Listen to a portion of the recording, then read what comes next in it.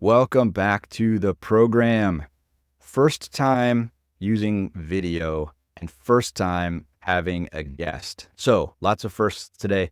And I want to introduce you to a very good friend of mine, David Rendall, who I have known since college. So probably the better part of 30 years now, maybe even a little bit longer than that.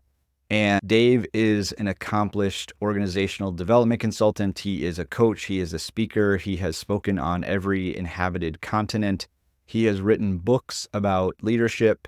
And he has also come out recently with a new personality assessment called Amplifi, which we are going to talk about a lot more on this podcast because I want everyone who listens to this podcast to have the opportunity to take it. And so welcome, Dave, to Insubordinate. Dave, tell us more about who you are and what you do. Yeah, like you said, I became a professional speaker. Used to be a college professor, taught management and leadership, studied psychology, worked with folks with developmental disabilities, helping them to find job opportunities. Always been in the world of helping people improve, helping people succeed, helping people develop. And then the Amplify assessment, like you said, is an outgrowth of my book, The Freak Factor, which I speak about and have written about for years and show people how their weaknesses and strengths are linked and connected and why you shouldn't be fixing weaknesses as you speak about, but you should be building on strengths. But the twist is that the weakness and the strength are the same thing, right? Your persistence is your stubbornness. You're messy because you're creative, whatever it happens to be. It's seeing the integration of those things instead of seeing them as separate issues. Awesome. So because we're on the Insubordinate podcast, and I've been happy to be on Dave's Imperfectionist podcast, which I probably should have mentioned at the beginning. He has just started the Imperfectionist podcast. How many episodes are you in, Dave, now? Like 5, 6? 5 episodes. Yeah, 6 is coming out later this week. All right. So I've been on fully 40% of the episodes of the Imperfectionist podcast. That's awesome. Yeah. So that you can look that up anywhere you listen to your podcasts, Spotify, Apple, every place else. Also very worth checking out and listening to. Some of those, Dave, you do by yourself, and some of those you bring on guests, right? That's right. Awesome. But because we're on Insubordinate today, talk to me for a second about what makes you and what you do insubordinate.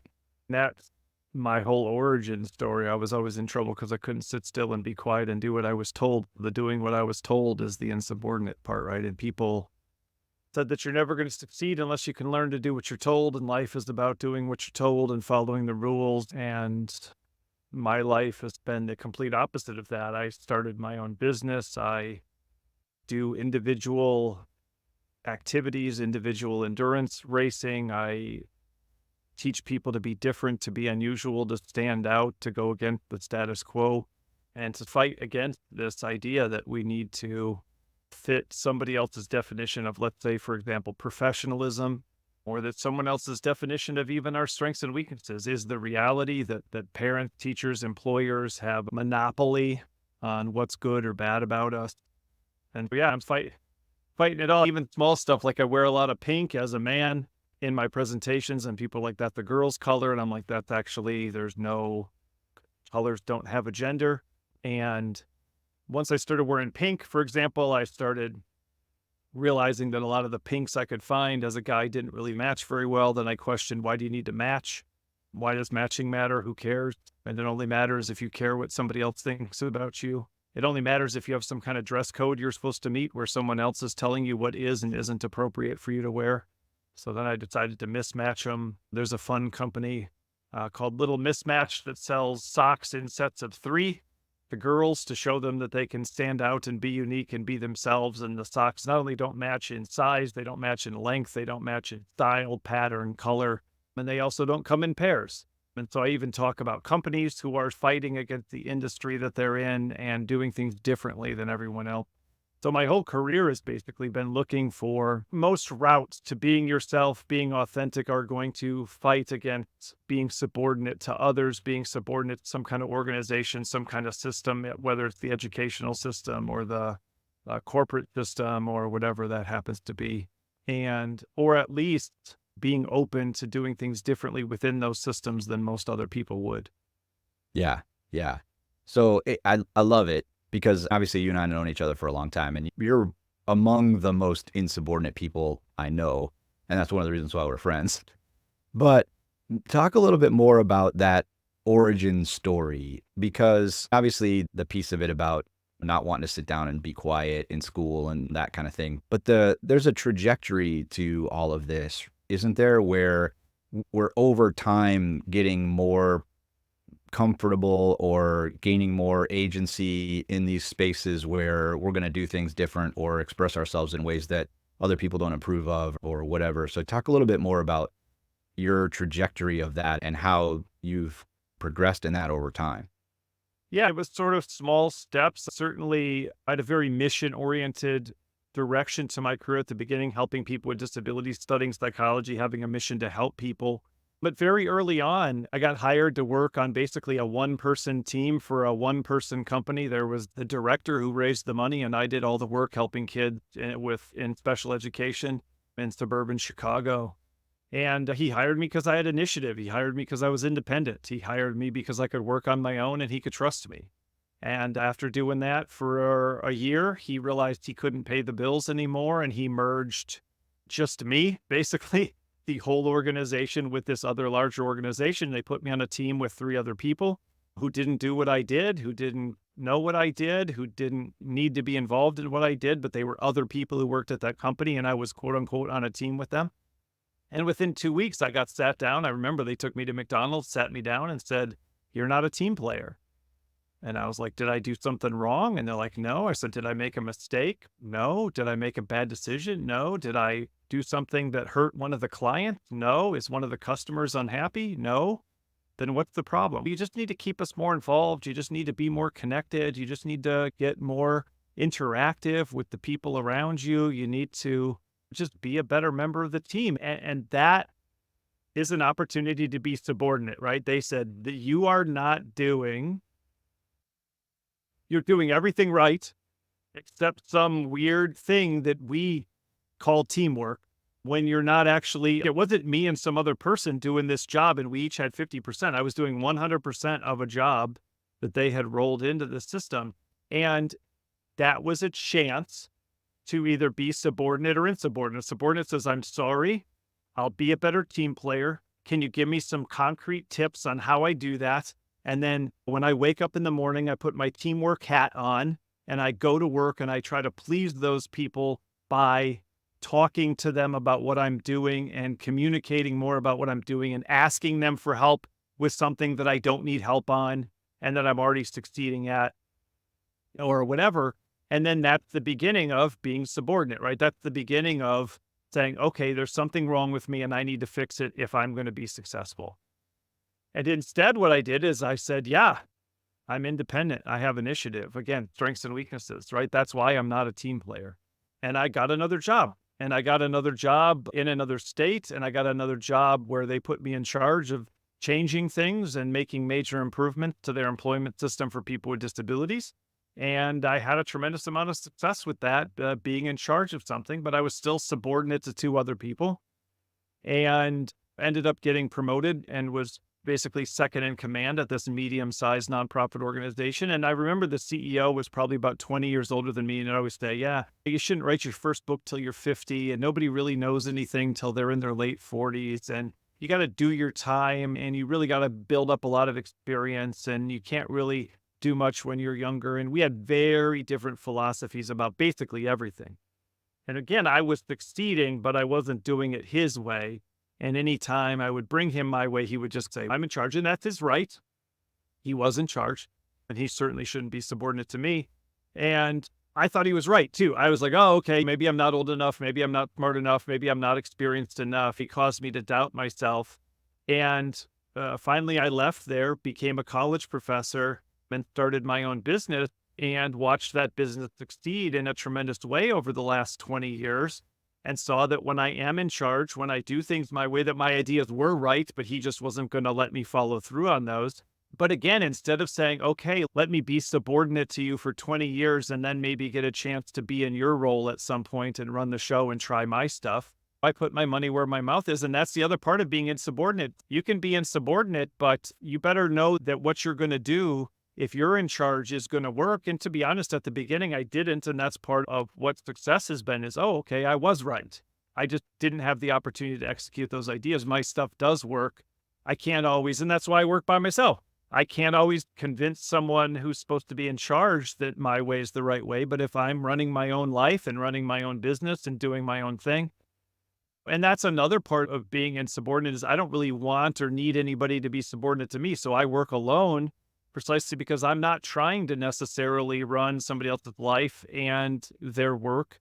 And I don't even really want that level. That's how independent I am. I don't really want that level of interaction with other people where I'm somewhat dependent on them to help execute the things that I need to get done.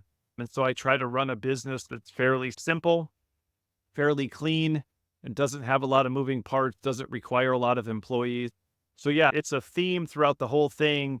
And the more I tell this in speeches, because I think sometimes people go, yeah, you didn't fix your weaknesses and you saw that they were strengths and you couldn't sit still. So you like to move and do long distance endurance races and you stand up and walk around on stage and you didn't want to be quiet. You became a speaker and a podcaster and a coach and a communicator and a teacher, and you didn't want to do what you were told. So you run your own business. But you did have to mature. You did have to learn to do what you're supposed to do or whatever. It's actually, I tell people the opposite. The more I succeed doing things my own way, the less interested I am in doing things other people's way. And one concrete example of literally breaking the law is I hate red arrows, right? So when you and I were growing up, there was 3 lights, red, yellow, green. That was it. And when you wanted to turn left, at a green light, you turned left once it was safe to go through the intersection and cross the traffic. And if it wasn't, you waited until it turned red, and then you waited till it turned green, and you waited till it cleared, and you turned left, right? And now they'll have red, yellow, green, but it'll be green to go straight, but it'll be an arrow to turn left, a red arrow. And you're like, but there's nobody coming. I'm supposed to sit here, just wait 5 minutes for the whole system to reset so that I can go, even though I can see you have based places in Chicago, places in the Midwest, you can see 7.5 miles down the road that there's nobody coming. This is not a dangerous situation where people are flying over a hill. And so for a little while, it started with looking around and deciding, is it enough of a hassle to justify doing this? And now it's just an instinct. I basically do it like a 4-way stop, right? I stop, I check to make sure it's safe. There's only one place people could be coming from. And when it is, I just go. And so that's an example of how I'm not becoming more subordinate, or I haven't learned that it's important. I start to question everything all the time about, is anybody really right? Does anybody know what's going on? Is anybody in charge? Should anybody be in charge? Does anybody know better than me? You and I talked before when the school told me my kids didn't hold their pencil. I just ignored it. When my kids say algebra's dumb, I go, yeah, it is. You won't need it. I do consistently reject a lot of this is the way it's supposed to be. This is the way it should be. These people know more. These people have it figured out. So it's just become a way of life to this point. And so you took it first, so I couldn't call my podcast insubordinate. So I had to pick something else.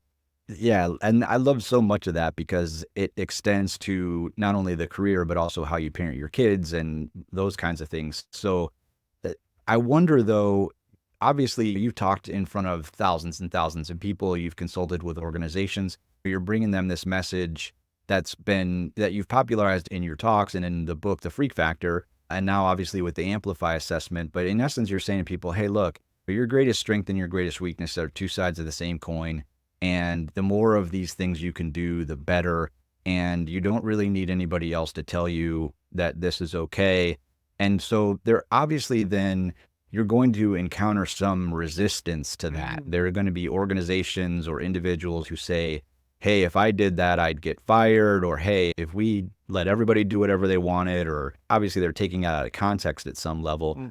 But they say, this is not going to work here, or we don't want you spreading this kind of news or this kind of philosophy among our people, because then it's going to cause chaos in our organization. Yeah. So talk to me a little bit about the kinds of objections you get. And obviously you've been very successful giving this message and helping people understand this philosophy. What is the objection to this that you hear, and how do you overcome it? Why does it work?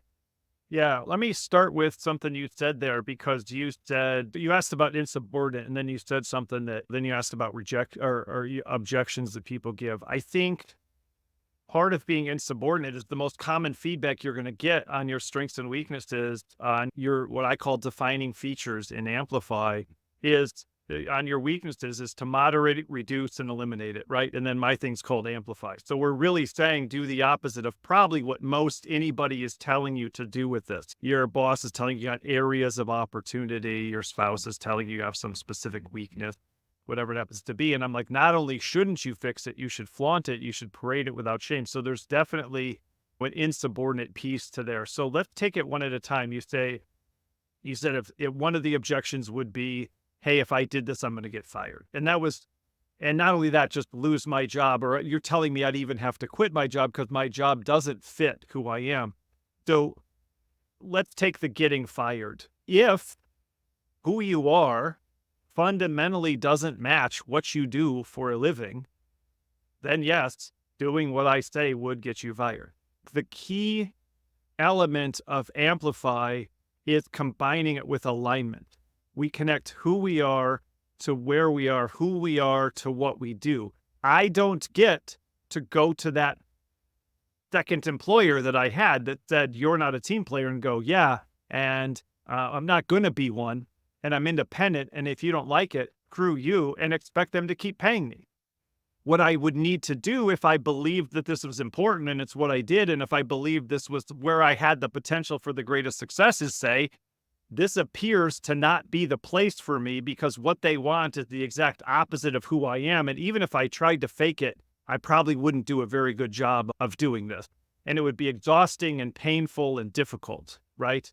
Now, yes, oftentimes what we're talking about will require you to look for, or even as you and I have done, create a new place to be that fits who you are, right? And I think that's exactly what I would recommend to most people. It's not stay here and just change this one piece. Just start turning up the volume on who you are and tell everyone in your life they have to deal with it, okay? It is saying, if I'm going to take this step, and that's part of being insubordinate. If you don't want to be subordinate to somebody else, then you also can't be dependent on them to pay your bills or whatever, right? If you don't want to do things the way they want to do it, you have to be willing to accept the consequences of that. From an employer standpoint, when you say, oh, now you're telling all my people to leave or quit or to not do what I want them to do, that's not true at all, again, because I talk about alignment. If I had students when I taught college and they were adult students, non-traditional students, and they heard me do this talk, and so then they were messing with me the next time we had class, and they said, hey, Dave, we don't want to do our presentation because it's not a good fit for our freak factor, right? It doesn't fit our defining features. And I said, perfect. I said, that's absolutely fine. Nobody made you sign up for college, right? If you don't want to graduate or pass my class, then you don't have to do it. You chose this environment, therefore you have to do what this environment requires. Does that make sense? And so somebody can't go to their job and just say, my boss should accept this. They don't have to. And if it's not a good fit, why would they? You need to find a situation that rewards you for what you want to do, what you're good at. From an employer standpoint, you should be open to doing this for everyone. And if you are saying, wow, everyone's going to leave if you tell them to do what they love and what they're good at, then you have done a terrible job of hiring. You've done a terrible job of promoting. You've done a terrible job of developing. If everybody in your organization you think has a bad fit between who they are and what they do, and your only hope is to force people to continue to be inauthentic and unhappy and frustrated, but to gut it out every day with discipline and self-control, then that's just a different problem that we almost don't even have time to fix. So yeah, as an employer, this is something you would do for everyone. You would even also do it for yourself. Sometimes CEOs make the mistake of trying to accommodate everybody else's strengths and weaknesses, and then they just take the leftover. I guess I have to do that because no one else wants to. I guess I have to do that because that's the dirty work. I guess I have to do that because the buck stops here. And so I say that doesn't work either, because if you're not modeling this, if you don't start from the top, I only do what I could be best at, and I only do what I enjoy, and I only do what I love and I'm passionate about, and I want you to have the same freedom, then everybody else is going to go, they say that, but even the CEO knows you just got to put your head down and do it. So I think those are two of the primary objections. I even had a speaking coach tell me to not even do the freak factor because they said no one's going to hire you to come to their company and tell everybody to quit.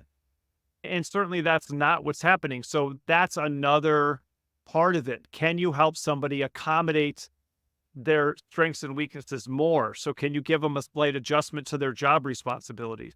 Can you transfer them to a different department? Can you give them some training opportunities that allow them to develop a part of themselves that's currently unused in the organization? But you saw that in your career, and that was part of you being insubordinate. You worked at a place, you asked to go to a strengths-based training and learn more about StrengthsFinder and developing people based on positive psychology and the work you did. And they basically said, not only are we not going to pay for it, we're not going to give you the time off for it, and we're not even going to cover your expenses to do it, even if you paid for it yourself. You did pay for it yourself. You were insubordinate, although they couldn't, but you had to cut. And again, there's a price, right? If you're willing to invest in yourself, and part of the reason we end up subordinate is because we like the benefit. We like the security. Fine, I'll be what you want me to be as long as you pay my bills. I'll be what you want me to be as long as you help me out. And if you feel like it's a fair trade, then that's part of what you have to accept. But you stepped outside of that. You invested in yourself. You met somebody at that event who was like, you should come work for us. You did. You made 100, 200% more than you were currently making. You had all sorts of opportunities that completely changed your life.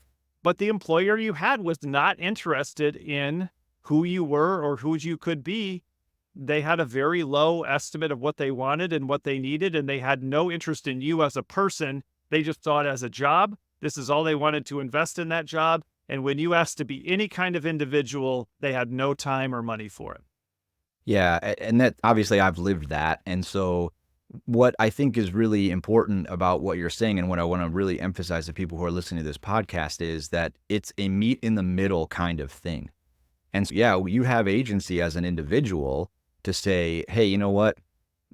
Like the old school, take this job and shove it. Like you always have agency to do that if that's what you really want to do. If you get to the point where you're so fed up and you can't take it anymore, then you can walk out anytime you want. Having said that, in an ideal world, we're actually talking about people who are becoming more self-aware, more actualized, if you want to use that term, more confident in themselves, more aware of their strengths, more willing to use those strengths and actually benefit the organization based on those things that they're becoming more and more aware of and taking more agency to do. But then the organization coming from their end saying, we want people to do this. We want people to understand more about themselves and to apply those things in their work.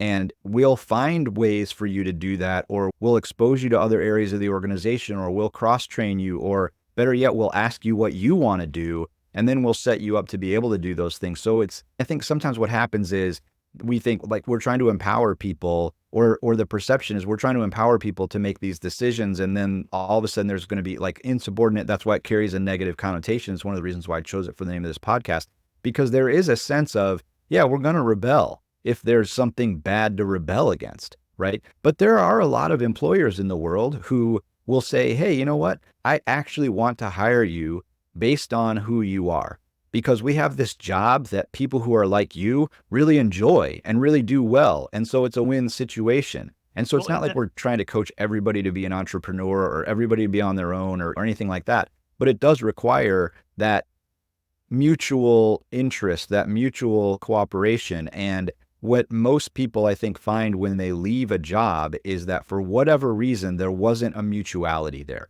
Yeah. There was something that I felt like I was either giving more or the organization was giving less, or there was unclear expectations or something, but it wasn't a meet in the middle situation. And so therefore I felt like I needed to leave in order to get something that was either more mutual or better fit for me or more in line with who I am or that kind of thing. You talked a little bit about some of the terms that you use. And I think one of the greatest gifts you have as a communicator is you put things both practically, but also in easy to remember ways. Like you give the right word at the right time. And so you talked about one of the key things being alignment, and you used a couple of the other terms that I've heard you use in the past with freak factor and on the Amplifi assessment. So let's transition into that a little bit. What are some of the key things that you, and I guess the labels, if you want to call it that, that you have that can help people understand what this is all about, and what are some of the practical things that we should be doing or looking for in order to be able to advance the best parts of who we are? Yeah. Let's stick with alignment for just another minute, because I think you really hit on some good things there. In an ideal world, there's a match between what the organization needs and the person's defining features, right? Between their strengths and weaknesses. The company doesn't need you to be whatever you're not, right? And they do need you to be everything that you are. So that's the meet in the middle. It's not, I have to be somebody I'm not, and you have to give up what you need. It's looking for that match, looking for that fit. One of the things you asked about objections earlier, I knew the biggest concern people would have is, again, losing your job, losing your ability to pay the bills. It's a big deal. It's survival, right? So in the Freak Factor book, there's the whole section called 7 Ways to Find Your Freak Factor Without Quitting Your Job, right? Which allows to start volunteering somewhere, start working part-time, start your business on the side, ask your employer to try something new, right? There's a lot of, this isn't an all or nothing kind of a thing, and it doesn't have to be all or nothing from the employer or from the employee, but you got me thinking with insubordinate. In an ideal world, subordination isn't required, right? Subordination means you do it because I said so. You do it because I'm above you and I control you to some extent, right? In an ideal world where I'm doing what I'm best at and what I love to do, that's how I define a strength. And when I'm being who I am, nobody has to push me, yell at me, force me, cajole me, incentivize me, punish me. And in fact, I'm going to go beyond probably anything you would ask of me, precisely because I'm doing something that I really am into. I'm not just doing what you've ordered me to do grudgingly, right? So yeah, let's talk through the basic process, because that will help with some of this too. Because what I say in my talks is, if you don't think differently, and it's the structure of the book as well, if you don't think differently about yourself and others, you won't behave differently, right? So just saying, hey, let people amplify it. Let people find alignment. Don't make people do stuff they don't want to do. When you ask people to change the actions and it doesn't fit their beliefs, then it's not going to work. So it all starts with understanding this idea that what we think about weaknesses is wrong. And you talk about this in one of your talks. Fixing weaknesses doesn't work. Fixing weaknesses doesn't lead to success. So that's the first A, which is awakening, to see that what we've been taught about fixing weaknesses as a route to success is not correct. And this isn't just something employers believe. Gallup has the research. This is something people believe. If I want to be better, I got to fix my weaknesses. So changing that belief is step one. Step two is where the Amplifi assessment comes in. Awareness or assessment. You have to assess yourself. You have to assess other people. If you don't know what the strengths and weaknesses are, if you don't know who you are, you can't know where you would fit. So assessment is really crucial. And again, oftentimes the assessment is wrong because it's coming from somewhere else, or it's only focused on weaknesses or whatever. But I think almost any assessment is good if it helps you understand yourself better. Self-awareness is incredibly important. So I want to pause right there Go because ahead. I want to repeat something that you just said, Dave, that if you don't know who you are, then you don't know where you fit. That is a really powerful statement. And I think we overplay that sometimes in ways that are a little bit fluffy in our world, where it's about self-awareness and self-actualization and stuff that's really pretty soft, and that organizations tend to dismiss out of hand as a result. But the idea that the more I can be aware of my preferences, who I am, the kinds of things that I wake up every day thinking about, the ways that I work through the world and how I feel about things, how I feel about relationships, both at work and outside of work, the kinds of behaviors that I demonstrate without having to think about it, the kinds of things that come naturally to me, those are the things that are going to inform the fit that I have in pretty much everywhere. So it's work, sure, but it's also in terms of the relationships that are the most important to me, the people that I like to hang out with, the places where I volunteer my time, the kinds of community associations I might have, all of those kinds of things. So like that idea of awareness leading to the right kind of fit, and the more we know about ourselves, the more likely it is that we're going to have the kind of agency that gets us to that right fit, I think is a really important component of what you're talking about, because you can't get there by just going, hey, I know what I don't want. Like one of the things that I've said over and over again in my life is it's a lot better to move towards something than it is to move away from something. So it's okay to have a negative reaction to something and say, hey, I never want to do that again. But what are you going to do instead? And if you don't know what that whatever you're going to do instead is, then you're in trouble, because now you're just stuck doing something you don't like and you don't know what to do as an alternative, because you haven't explored the part of you that makes it so that you really are repelled by whatever that activity is, or whatever that relationship is, or whatever that involvement is. And so then the more I know about why that is and the core part of me that leads to that, then that awareness that you're talking about can really be advantageous, as opposed to just something that frustrates us all the time. Yeah, and I think I'm loving thinking about this through the lens of being subordinate or insubordinate. I think awareness is not fostered by subordination. If my goal every day in going to work is to do what you want me to do and be who you want me to be, I'm not looking at who I am. I'm just looking at who I'm supposed to. I'm just looking at the target. I should want to focus on these details. I should want to meet with clients. I should want to sit in meetings. I should want to take notes. I should want to do Excel spreadsheet. How do I get myself to meet the standard I'm not, so I should be? It Nobody's asking because clearly nobody cares. Who are you to begin with? Is this a good fit? What would you want to do? How could you be the most productive? And so I think a lot of people don't have as much awareness as they think they should, or they think they do, because no one's asking the question. If my spouse just wants me to be clean and organized, they may not care how creative I am, and that messy is a side effect of that. All they know is they want me to be cleaner and more organized, and the rest of it doesn't matter because that's not what they want. That's not what they prefer. That's not who they are. Mm-hmm. I do think that a lot of the systems we have, school, I've always said, if you're really good at art class, but you're bad in science and English, nobody cares because those are the real classes. And art doesn't really matter. It doesn't matter if you're getting an A+ in gym, if you're getting an F in math, because nobody cares about gym. It doesn't matter if you're crushing it in band. If you're doing poorly in the core subjects, right? STEM, then it doesn't matter. And so we have these things that matter more than other things. And so you've discovered this thing about yourself, or maybe you never do because you go, oh, that's not important. That doesn't matter. That's irrelevant. All I am is bad at this other thing. And it doesn't matter who I am. I'm moving towards this target that's set by somebody else. And so I think subordination works against awareness because, and this goes back to your earlier thing, organizations would have to be open to the idea of adapting to what people discovered about themselves and what we discovered about them. And there are companies that do that. I've been working with a company with the Amplifi assessment now for almost 6 months, and we're doing another call tomorrow. And I'll just give one real specific. First of all, it helps because the people at the top are the ones that hired me, and they're open to the people who are working in the company doing more of what they do well and want to do and less of what they don't want to do and don't do well. And so we're having these calls where two people who do the same job, the one person says, I really like doing client roundtable meetings, and I don't like doing client documentation. And the other person says, I love doing documentation, and I don't like doing client roundtables. So the one person does more client roundtable, the other person does more documentation. And then, in fact, that person got promoted to an operations role because they're so good at documentation, which is going to pull documentation responsibilities away from all the client services people because it's going to be centralized with somebody who really excels in that particular area.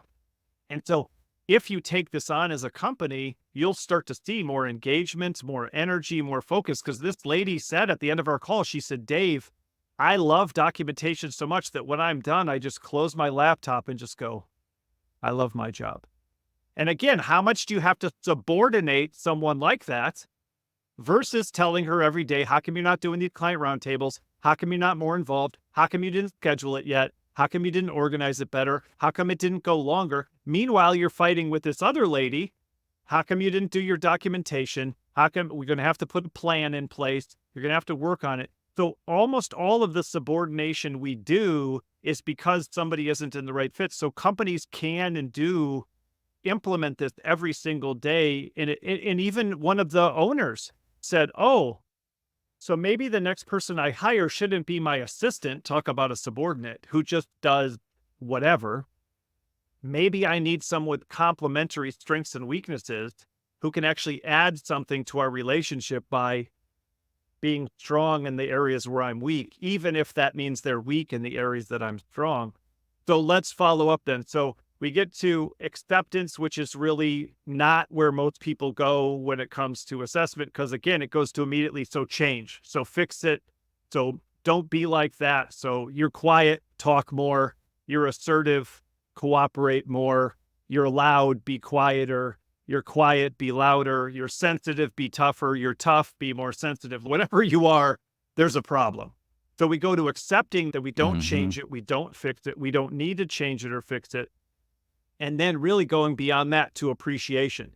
So those four things, awakening, assessment, acceptance, appreciation, are the thinking differently about ourselves and others. And again, if you're really appreciating who people are, appreciating who you are, then you're not trying to change it. You're not trying to fix it because you're excited about it. And if you appreciated it, let's move to acting differently. You would amplify it, right? You would turn up the volume. You would want more, but you touched on this right away. It only works if you put yourself in a situation where what you're amplifying is valuable, right? The more I speak, then people ask me to be the MC. Then once they ask me to be the MC, they ask me to be a speaker coach. Then they ask me to be a speaker coach, and then they ask me to do speaker training. The more I speak and do what I do well, the more people ask me, and that's how you'll know you're in the right situation. When people demand more of what they used to ask for less of, right? It almost would be flipped. If you find alignment, people are going to ask you to amplify, right? If you've always been good at being in charge of things, you're going to get more to be in charge of if that's really what you're good at, because people are going to see that in you and they're going to come to you, and you've experienced that. So we amplify, we align, and then we give people permission to avoid. And this is where organizations really struggle, because almost anybody would nod their head if you say, let people do more of what they're good at. You're like, all right, yeah, I can see that. That makes intuitive sense. And then you say, so that means they'll have to do less of they're not good at and what they don't do well and what they don't like. But the job's the job, and people just need to do what they need to do. And I didn't write the job description, and they call it work for a reason. And if you loved it, you wouldn't get paid for it. This is just a reality. We have limited time, energy, and resources. If we're going to do more of what we're good at, we have to do it. This is where organizations really struggle. And that's where they start to ask that question. You said before, oh, so I'm supposed to do this for everybody. So if I let Stosh do what he wants, I have to let everybody do what they want. Yeah, that's the goal, slowly but surely over time. And even in the way you hire, to say, Stosh, this is the job. Do you want to do that? And is this something you're good at? And can you give me evidence that this is something that you have some kind of passion or instinct for or natural propensity for? So that's avoidance. And that's one of the biggest barriers. And then the last one is affiliation. So let me give you an example of avoidance, and then it leads to affiliation. So I work with a bunch of folks in IT. They had a tough day the other day, some of them that had CrowdStrike as a customer when there was a big international outage for cybersecurity. And one of the guys I work with, we went through the Amplifi assessment. He goes, oh yeah, we got a project guy who's fantastic. He can solve any problem. And he's incredibly smart and incredibly productive, but he can't handle interruptions. So what most people would do is go, interruptions just happen. You have to be flexible. You have to adapt. You have to adjust. And they go, no. So we shield him from interruptions because he's so good at handling these issues that we just have him handle a thing till it's done. And then we give him another one and we don't interrupt him along the way. And they go, we have another person who's pushy. And so we put him on work where being pushy is a plus. You need to collect from somebody. You need somebody to sign something. You need somebody to complete something. You need someone who's intense and persistent. And so you give them this. Instead of saying, stop being so pushy, you say, where do we need pushy people? So that's alignment. But also, if this guy's going to be on stuff where he's going to be uninterrupted, then somebody else is going to have to do the things that would have interrupted him. And so that's avoidance. You give him the permission to not do the things that would interrupt him. You let him focus because that's where he's best. Then affiliation is the last step. And this is really where organizations come in. And this is what I think people miss about organizations. There's no reason for an organization if one person could do it or if the same kind of person could do it. You have an organization because it requires different kinds of skills and different pieces that one person won't have all those pieces.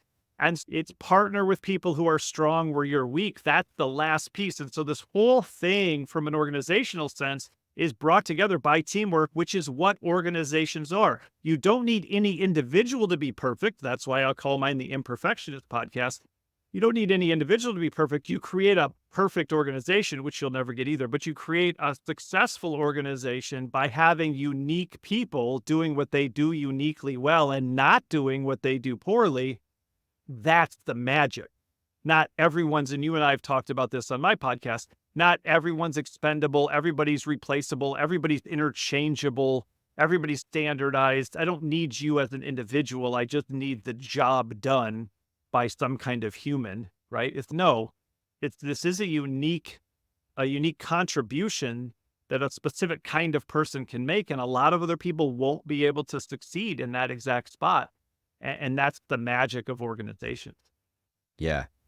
So let's talk a little bit about just practically about Amplify. So Amplify came out of the freak factor, and you're having done this over time and refined it into an assessment. So you've launched that in the fairly recent past. Yes. And, talk us through, what does Amplify do? What's the kind of the result, or what do we get after we take the assessment? And tell us a little bit more about just the assessment itself.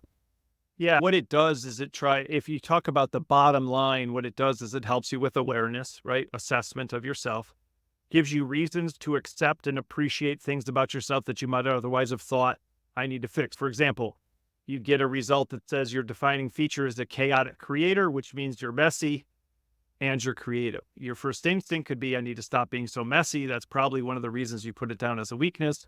And the assessment tells you, this is awesome. You're creative, be more creative, and also be more messy. That's the Amplify. Be even more messy. Don't try to be more organized.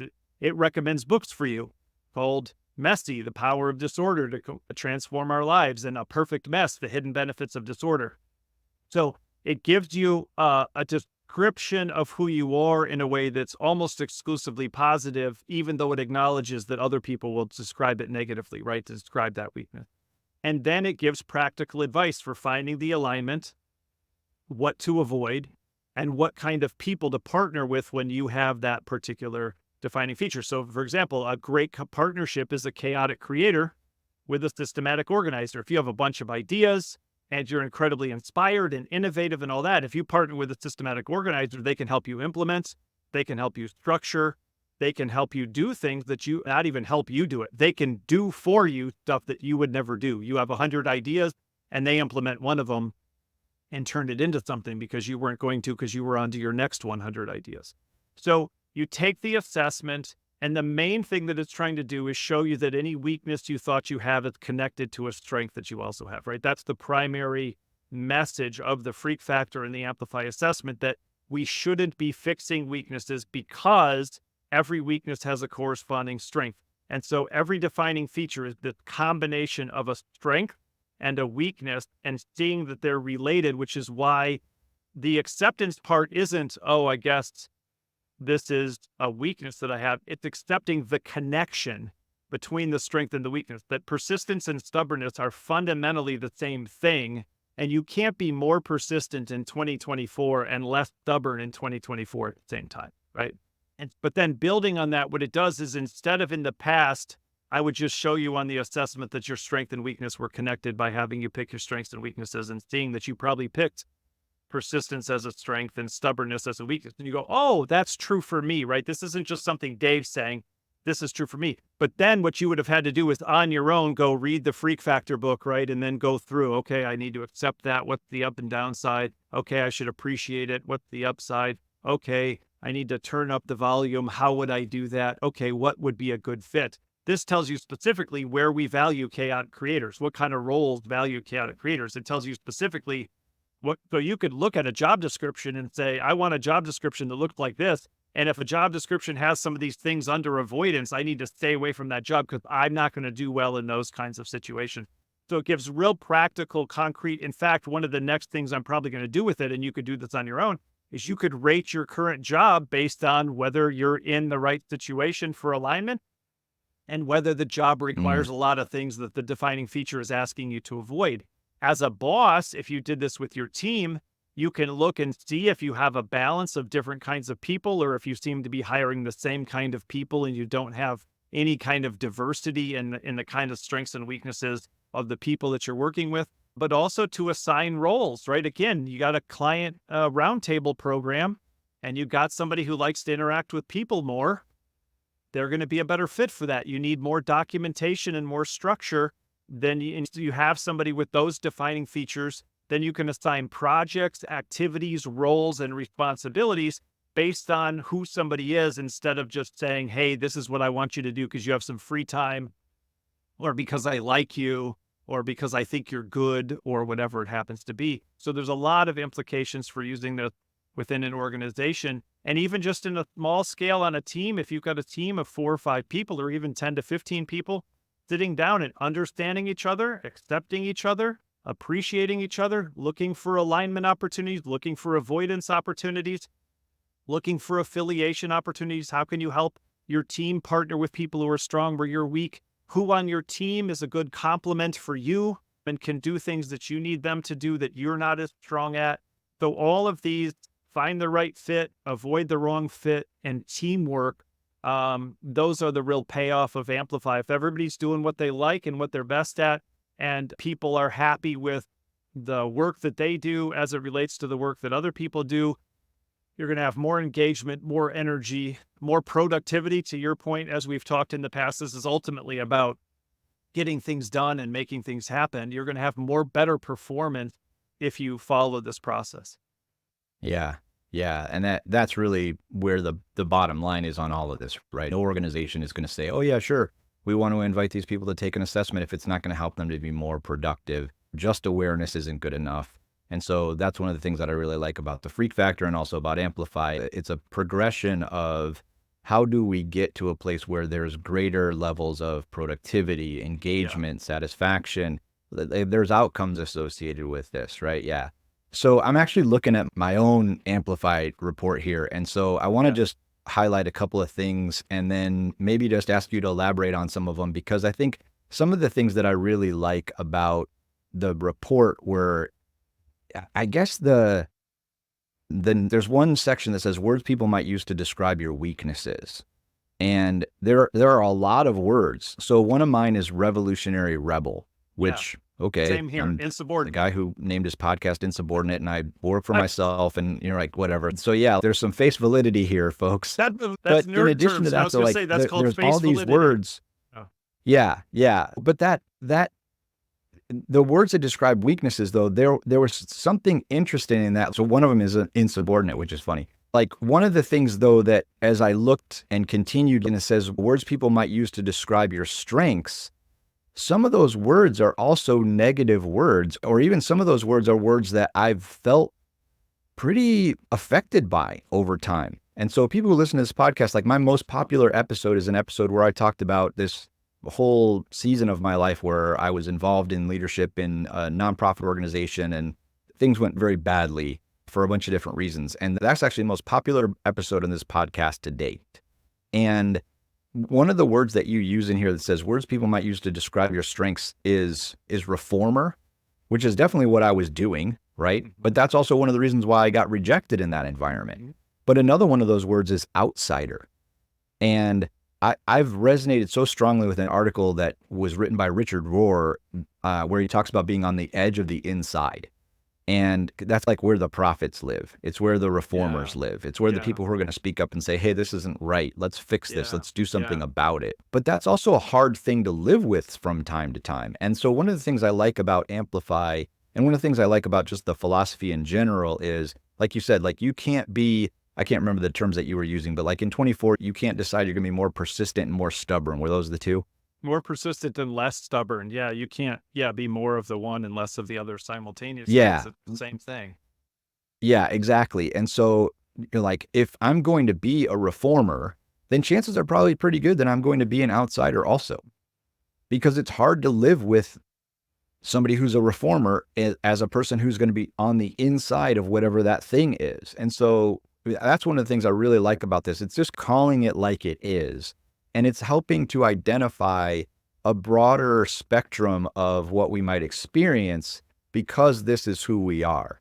And so it's different in some ways than, say, StrengthsFinder, which is going to talk in very specific terms about the kinds of thoughts and feelings and behaviors you have as a person who has command or responsibility or intellection or whatever other strengths you might have. And that's a great assessment. I will never stop believing that.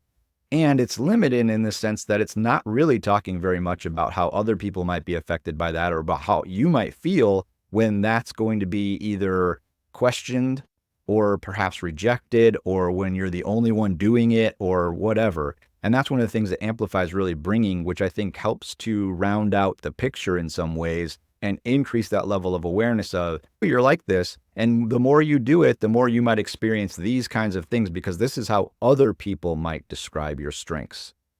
Yeah, and I think that's an important part of affiliation that I don't always talk about, but there's two parts of affiliation. The first one is partner with people who are strong where you're weak, right? So I'm a chaotic creator, maybe I need a systematic organizer, or at least that would be very beneficial to me. But to your point, if I'm a revolutionary rebel, it's also really valuable for me to find people who are weird like me, right? Because one of the biggest worries about people, again, being a freak, when you think about freak factor, the biggest concern about amplifying is if I give people more of who I am, maybe nobody wants it.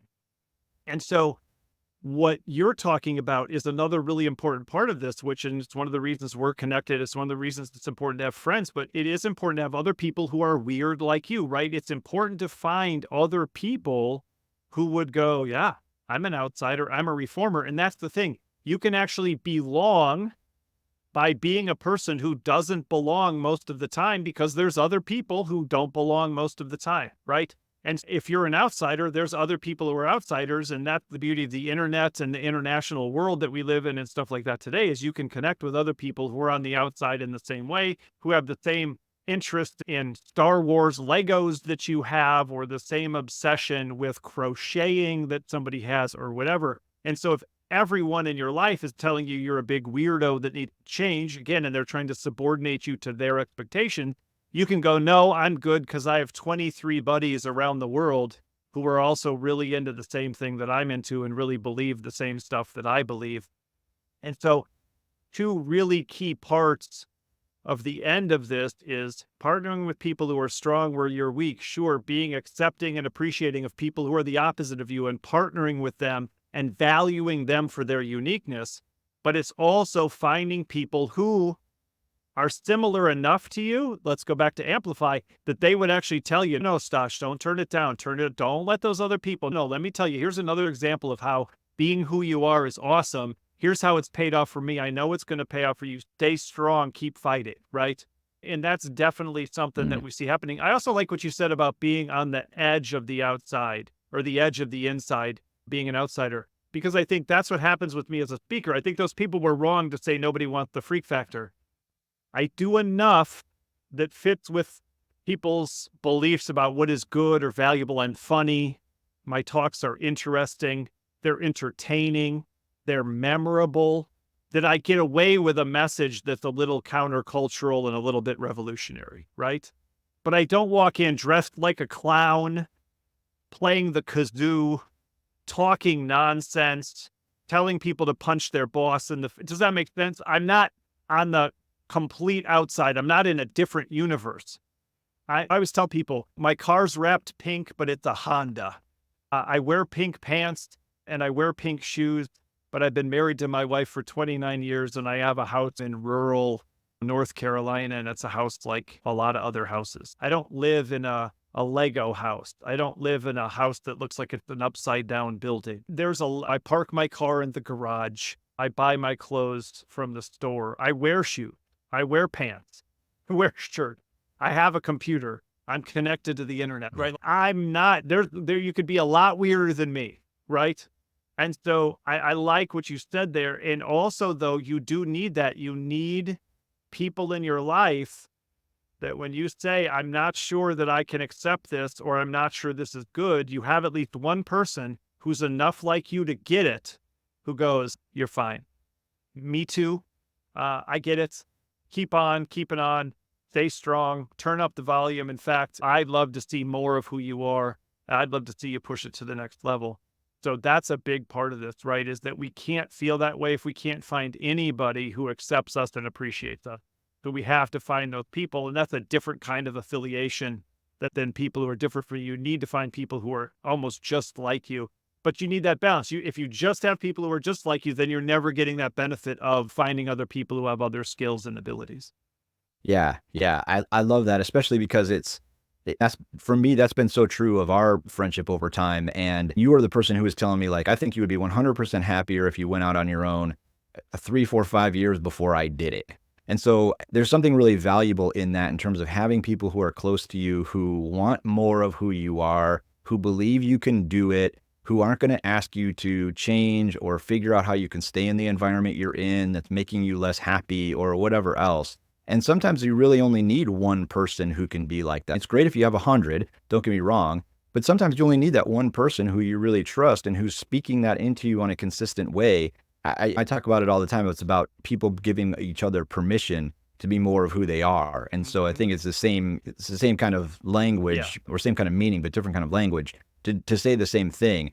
And that, again, that's one of the things that I love about Amplify, because it gives people an opportunity to go, hey, this is something I should be looking for. Here are the kinds of relationships I could be looking for. In addition to just, this is the kind of job I should sort to because it's going to be a better fit for who I am. There's this component of it that I can accept this whole package and then think about what it looks like when I move this whole package from place to place. Where is going to be the right landing space for this? Who are going to be the right relationships? What's going to be the right circumstance? What are going to be the things that I need to be allowed to or invited to or encouraged to or celebrated for doing in order to be at my very best, at my happiest, at my most engaged, all of those kinds of things. I feel like we could talk about this for hours and hours, and we'll just bring you on and do it again. But closing off here, tell people how they can access the Amplify assessment and cost, if anything's associated with that. What's their next step? And we'll put it all in the show notes for you, of course, but tell people how they can access this stuff. Yeah, we're currently in the testing phase, so it's just open. If you go to amplifitest.com, and Amplify is spelled like Wi-Fi, so AMPLIFI test.com, amplifitest.com. Don't log in, don't click on anything else, just click on the button that says take the assessment. You can also, if you want to read a little bit about it before you take it, just click on take the assessment. You take the assessment, it'll show you some results, and then it'll email you some PDFs with your defining features. They're a 2-page report, and it'll show you, to send you more information about the model. The defining features live in 4 quadrants, like a disc and things like that. So that's what you'll get if you want to do it with your team, or you want to do it as an organization. You can contact me and we can do a session on it and talk people through their results and even do some individual coaching with people. But that's how it works right now. For example, I'm doing an event later this year in another state for some educators, and 300 people are going to take it. I'll do a keynote about it. So we'll do a breakout about it where we'll talk people through their results and help them understand how the reports work. If you've ever taken any other kind of assessment, I tried to combine what I thought were the best elements of different assessments. So you'll see some similarities, like I said, the DISC. If you've ever taken StrengthsFinder or a DISC or MBTI, your results on Amplify will correlate with that. So if you get a specific defining feature in Amplify, it'll say it's like D in DISC, or it's being a thinker in MBTI, or it's like having command as a StrengthsFinder strength. So it correlates with other assessments you've taken. And so if you've taken other assessments, you'll be able to go, oh yeah, like you said, face validity. I've heard that before. That makes sense. It resonates with me and other things that I've answered. Yeah, that's how it works. I did want to say one thing. You talked about outside relationships. And again, you got me really thinking about the insubordinate part. There are other speakers like me who have a wife who manages the business. She books the hotels, she books the flights, she works with the clients, she organizes the calls, she might do some outbound marketing, she ships the books. She might even start writing the books and being part of the business. They might even do some speeches together. She might end up starting her own speaking business. And they're a team, right? And they work on this speaking business together. And that is very attractive to me. And that is 100% not who my wife is. And so I have 2 options. I can be mad that she's not like that, and I can try to subordinate her to the business and to my goals and to my dream about how this could be if she was some other kind of person. Or I can understand who she is, right? I can accept who she is. I can appreciate who she is. And then I can help her look for alignment. Remember, you talked about giving people permission. I can help her find alignment, give her an opportunity to amplify who she is and stop doing things that she doesn't want to do. Whereas working for me and with me in the business would be the total opposite. It would be doing a bunch of things she doesn't want to do and isn't good at, avoiding things that she does and that she is good at. And we wouldn't be partnering where each other's strong and the other person's weak. And so instead it does take courage, and it also does take strength, because you do have to give up on, but wouldn't it be better if, or other people have this, or why couldn't it be that way, or why can't you be like that? It takes something to do that, but just like I'm telling employers to do that, my wife, I helped her start her own interior design business because that's who she is, right? It's not about me. It's not about my goals. It's not about who she could be and how it could fit into my business. It's who is she? Where is she the happiest? Where is she the best? What are the unique strengths she has? It's not her role to fill some spot in my business just because that would be better for me or for the business. And because some other person, that was their unique strength, right? And for one of my friends, it was like his wife's super organized and super detail oriented and super good people skills. And they're the perfect complement. I'll have them on my podcast at some point. They're the perfect example of affiliation. But I didn't do that precisely because I believe what you believe. And not only do I not want to be subordinate, I'm not trying to subordinate someone else. And I don't even mean as a person to some other thing, to my interests or my business or my goals, and have that person be like, if I was a good wife or if I was helpful or if I was trying to make this business work, I would just do these things even though I don't want to and I don't like it and I'm not good at it.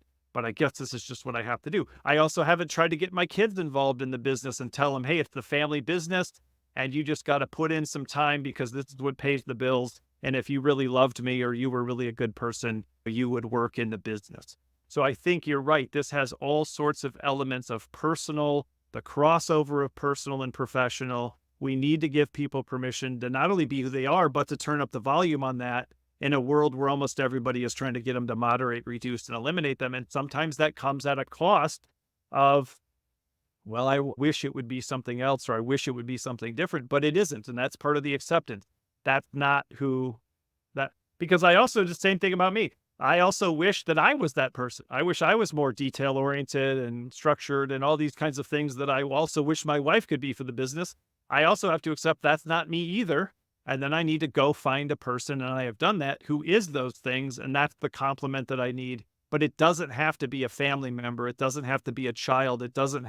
You can't just force people into roles that don't fit them organizationally or interpersonally. We've even taken the same perspective in the way we handle chores in the house and things like that, and give people chores based on their unique strengths and weaknesses. So you're right. This is something you can use anywhere. And maybe if you used it more at home and in your personal life, you'd see the value and then you'd be able to do it more easily in an organizational setting. Awesome. Dave, thanks for being on.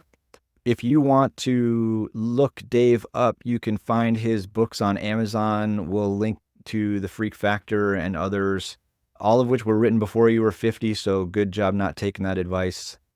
If you want to see excerpts of his talks, we can link those for you as well. The Imperfectionist podcast is up and running, as well as the Amplifi assessment that right now you can get for free. So encourage you to do that as well. We'll have all that for you in the show notes. You can click the links and you can explore all of those things, and we'll continue this conversation at some point on another episode. But Dave, thanks again for being around. Any last words or encouragement or advice for the listeners of this podcast? We just live in a world where the majority of people you meet are going to try to moderate, reduce, or eliminate certain parts of who you are. And I would encourage you to amplify those things instead and seek out people who, to your point, would encourage you to amplify those things and not only give you permission to, but actually support you and help you along the path of amplifying those characteristics. Awesome. Dave, again, thanks. Good words to live by, practical advice as always. Thanks for joining in, and thanks everyone for listening. Until next time, stay with the program.